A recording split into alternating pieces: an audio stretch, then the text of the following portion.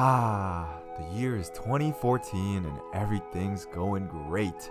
People are making vines, using the latest Snapchat filters, and bumping that new Fetty Wap. A group of online gamers called FaZe just moved into their new house in New York, which marked the start of new content houses. I mean, from at least what I know, I don't really know. I was like 9 when it happened. You know what? Let's just say for the sake of the video it is. Fast forward to now, and it feels like content houses are popping out of thin air. I mean, they're getting mansions just so that they can make this shit. If she's not Asian, what are you guys gonna say? She is Asian. You don't know that. She could be Korean. Did you hear what she just said? She could be what? She said she couldn't be Asian, she could be Korean. Guys, apparently I'm not Asian, alright? Like, look at my eyes. These are not Asian eyes. These are Korean eyes. So don't get it twisted. Anyways, what's good, ladies and gents? We are back for another video. I was actually doom scrolling on TikTok when I came across this video.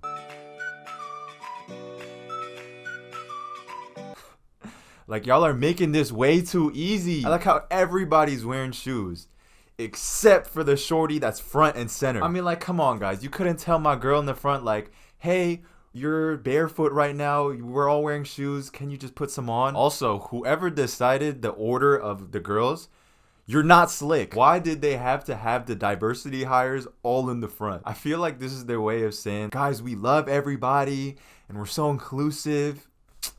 Where are my Asian sisters at? So if you don't know what a content house is, it's basically when a bunch of influencers get together in a house and live there so that they can make content together. You know, they can make videos, stream together, anything. Now you're probably wondering, Gio, what kind of content do they even make? you know, after all of this research, I don't even know. But before we start, I just want to say that content houses could be a good thing if they're done right. Like, you have AMP, RDC, Beta Squad. These are all great examples of high quality content if you live together. But the ones I'm going to be talking about are like a subgenre of content houses where their name is the blank house. So without further ado, let's take a look at these content houses. So that video with all the colonizers dancing on the stairs, they're called the Glow House. And basically it's made up of a bunch of young girls who are beauty influencers. And actually the group leader kind of explain what they're about. I want to do something and take action on actually trying to make the world a better and more positive place. But no, it's not just lip syncing and dance trends, lip syncing with positive text on the screen. It's a lot more than that. What we're trying to do with this podcast is to connect with you guys and to show you guys that you guys are not alone. So just to sum it up, their main goal is to make a world a better and more positive place, which is actually a good message. It's not gonna be just lip syncing and half-ass dancing and having text pop up. It's actually more than that. And it's about speaking out about personal experience and giving advice. Wait, this is actually pretty good because they're spreading good and positive energy and just making a world a better place.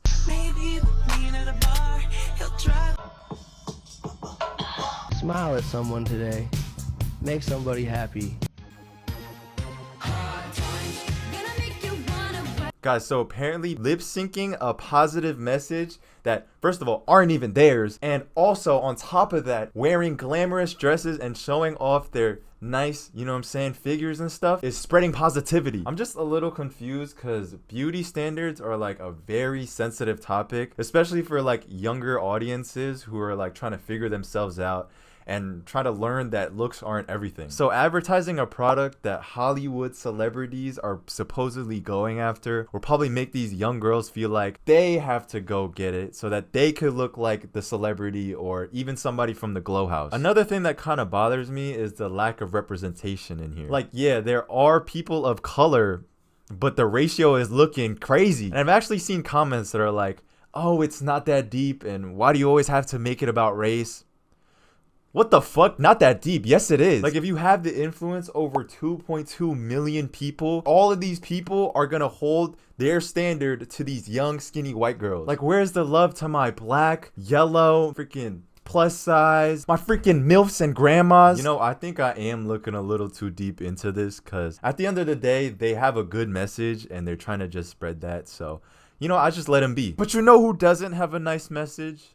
The freaking Bop House. Well, with over 3.5 million followers on TikTok, how could I not talk about them? They actually kind of blew up the whole content house thing again, but Let me tell you, I am not impressed. Now, if you guys don't know, a bop is basically a person who sleeps with a lot of people. And there's a house of them. But to them, it's an acronym meaning baddie on point, which is basically a girl who's stylish and cool. So while I was doing my deep research, I actually found out that the girl who started this all is named Sophie Rain. She teamed up with about 6 or 7 other girl OnlyFans creators to, quote, uplift each other and help each other grow on TikTok. You know what? Let's just go take a look at some. Boom! Mine. Strawberry? Ew, dude, did they just share a lollipop? Like, what if she was sick? And she could have got sick too. Alina! Oh, it's not that kind of video? Yo, how does this have 314,000 likes? If I did that shit, oh boy. Yo, what's up? A lollipop? What flavor is it? This is actually pretty good. I wanted to see if the girls could protect themselves if an intruder came in. So I'm gonna have them all come here and see if they can beat this guy up. I see him from the back. I go, BIT! Yo! Yeah! Come on, get him up. Oh yeah, bitch! What's wrong with you? That's enough. Bro, I'm never going there. No. Yo, if I go there, I'm gonna get hurt. An intruder? Yeah. What? Yo, she's talking about me, y'all. Yo, I'm about to go right now. I swear to God. Let's freaking go. Let's freaking go. Alright, so for this one, it's not anything special. I mean, it's just them with their boobies out and like a quote. But what I found interesting was this comment right here. I wish I'd never seen this. I've heard of it on YouTube, and then I saw this and almost cried. And I know some of their families, and they are pretty upset, but in the end did not care, which made me sad because they are doing pretty bad things and my little brother is watching them, and every time I see him I feel mad. I don't really know what K2 Racist is talking about, but what I got from that is that their little brother is watching these girls. So you're telling me little Timmy saw freaking Sophie Rain in them and decided, you know what? I'm not gonna play with my freaking Legos and Power Rangers anymore. Like, this kid's really gonna have to grow up and they're gonna ask him, oh, hey, who's your first crush? They're gonna have to say Sophie Rain. How much are you making a month? I don't know if I don't really want to hurt your feelings. I just don't. Hurt my feelings? What do you mean? I don't want to say. You don't have to say, just show me. Yeah. Okay. I actually like kind of tearing up. $4 million? Yeah, I don't want to hurt your feelings by telling you a rough estimate. So I'll just show you the exact amount. Like, this is very obviously for the clip, right? Besides that, 4 million a month? Bro, I'm gonna start doing OnlyFans, the fuck? And so I was looking at the prices of each individual girl's OFs. It's $10 to $20 a month. So that means at least 400,000 people have subscribed to Sophie Rain's stuff. So there's this one kid, I'm not gonna mention names, he is obsessed with you. Every time I'm on the bus, he takes his phone and he goes, oh look, it's your sister. So you're telling me that you're on the damn yellow school bus, 7:30 in the morning, right? You're chilling with your friend. He's over here fucking laughing and giggling, smiling ear to ear, while he just whips out a fucking photo of your sister's OnlyFans and is like, I love your sister.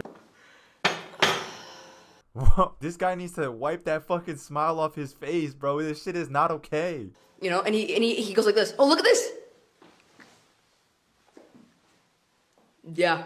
If it was me, I would be fucking heated, bro. What the fuck? And they ask me, is it pink? I just tell them, pay for it and find out.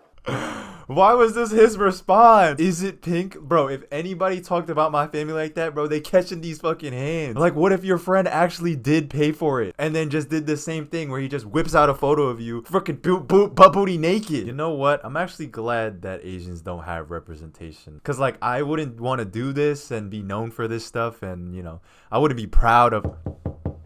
What the fuck?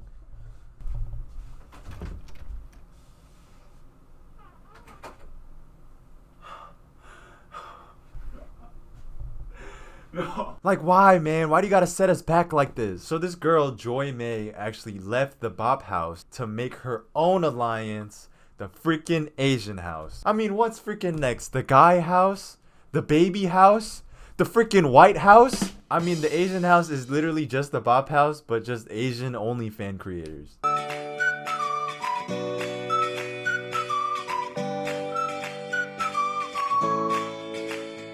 So while I was taking a look at their content, I kind of noticed that in the comments, they were just being mad racist. I mean, they were talking about Sheen this, Sheen that, you package my Sheen shit. Bro, they even made a TikTok about it. Like, they're really packing Sparky into a fucking bag and then shipping it out. What did Sparky do?